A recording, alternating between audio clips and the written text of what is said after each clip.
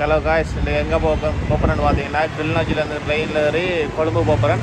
அந்த ட்ரெயின் எப்படி போகிறேன்னு பார்க்குறேன். அதுக்காண்டி நான் பஸ் ஏறதுக்காண்டி நிற்கிற இடம் தான் பிறந்தலேருந்து இப்போ ரயில்வே ஸ்டேஷன் போயிட்டு ட்ரெயினில் போயிட்டு என்ன மாதிரி இந்த ட்ரெயின் இருக்குன்னு உங்களுக்கு சொல்கிறேன்.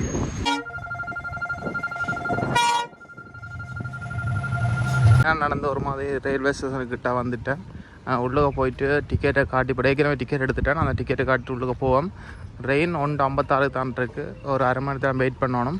வெயிட் பண்ணி பார்ப்போம் ட்ரெயின் என்ன மாதிரி வருது, என்ன வேகத்தில் போகுது, எப்படி ட்ரெயினுக்குள்ளே இருக்குது அதை பற்றி பார்ப்போம். இதுதான் போக வேண்டிய ட்ரெயினுக்கான டிக்கெட். ஏறி போய் பார்ப்போம் மேலே என்ன மாதிரி இருந்து.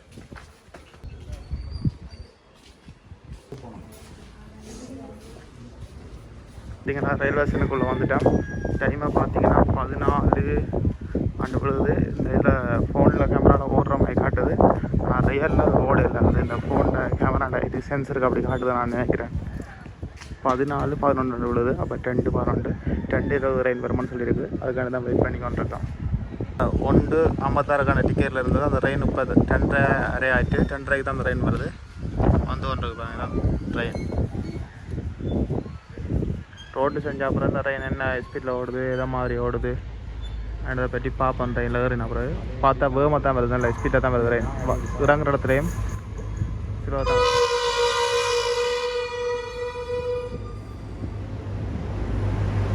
ட்ரெயின் ஃபுல் ஏசி போல இருக்கு.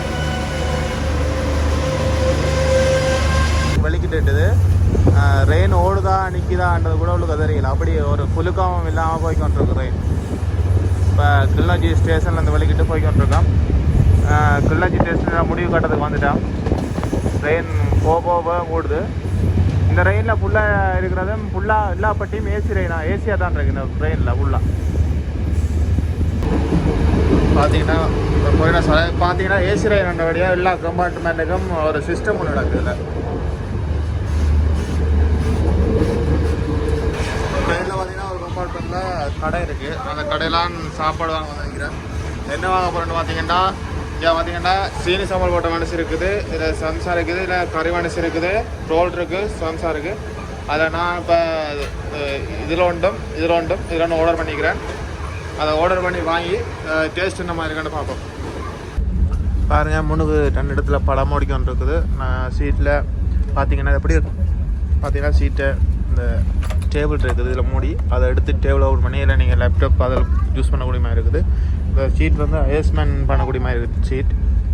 அதில் பாருங்கள், முன்னுக்கு படம் ஒரு டிவின்ற பொலிமை கூட்டி குறைக்கிற மாதிரி ஆப்ஷன் இதில் கொடுத்துருக்காங்க. யூஎஸ்பியில் சார்ஜும் போட்டுக்கொள்ளலாம். இதில் சவுண்ட் கூட்டுற மாதிரி ஆப்ஷன் கொடுத்துருக்காங்க. நீங்கள் இதில் ஹெட்செட் கொண்டீங்கன்னா AUX பின் இருந்துச்சுன்னா அந்த AUX பின்னை கொள்ளிட்டு நீங்கள் இந்த டிவியில் ஓடுற இந்த ஆடியோவை கேட்டுக்கொள்ளலாம். இந்த ட்ரெயின் எவ்வளவு ஸ்மூத்தாக ஓடுதுன்னு பார்க்குறது பாருங்கள். இதில் நான் கொக்கோகோலா போட்டில் ஒன்று வச்சுக்கிறேன். அதை எப்படி விழாமல் இருக்கிற பாருங்கள். அவ்வளோ ஸ்மூத்தாக ஓடிக்கொண்டிருக்கு ட்ரெயின். பயங்கர ஸ்பீடாக போகுது. வழியில் பாருங்கள் அந்த தோட்டத்தை.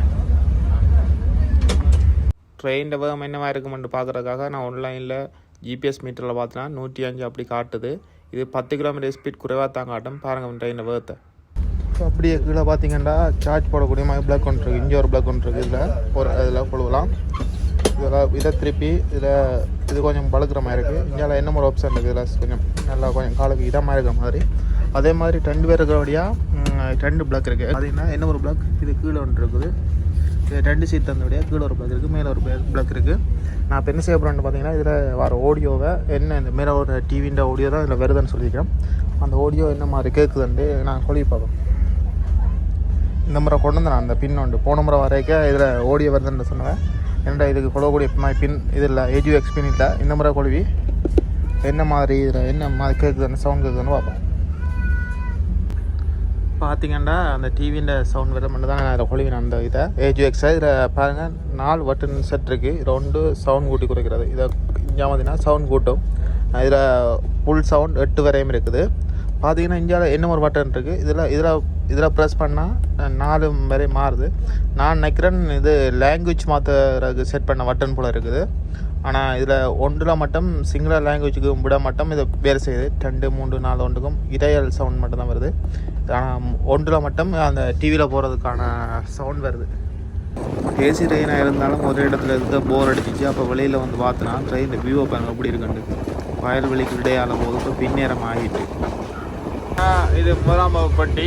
இதில் பார்த்தீங்கன்னா ஓட்டோ டோர் இருக்குது. இந்த பெட்டியில் ஓட்டோ டோர் அதை எப்படி நான் திறக்கணும்னு பார்த்தீங்கன்னா இதில் பட்டன் இருக்குது. அந்த பட்டனை ப்ரெஸ் பண்ணுறதுல இந்த டோரை திறந்து கொள்ளலாம்.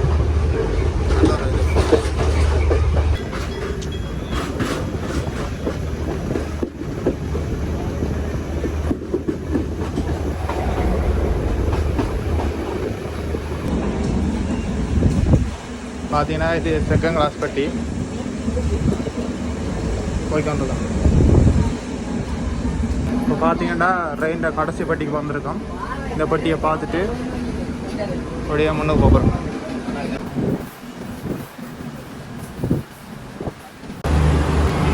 இப்போ பார்த்தீங்கன்னா ரெயினில் 2:30 வலிக்கிட்டது அங்கேருந்து. இப்போ இங்கே 8:50 வந்து சேர்ந்துருக்கு கொழம்பு டவுனுக்கு. இதான் நான் அந்த ட்ரெயினுக்கு வந்தாச்சு. ட்ரெயினோட அனுபவம் நல்லா இருந்துச்சு. ட்ரெயினில் நான் சாஃப்ட் ஆனதும் பார்த்தீங்கன்னா இப்போ ரயில்வே ஸ்டேஷன் வெளியில் போகிறோம். இதோட இந்த பிளாக் எண்ட் பண்ணுறேன். இந்த பிளாக்கை பார்த்து எல்லோரும் கமெண்ட் பண்ணுங்கள். இந்த பிளாக் எப்படி இருந்தாண்டு அதை லைக் பண்ணுங்கள், சப்ஸ்கிரைப் பண்ணுங்கள் சேனலை மறக்காமல். தேங்க்ஸ் ஃபார் வாட்சிங்.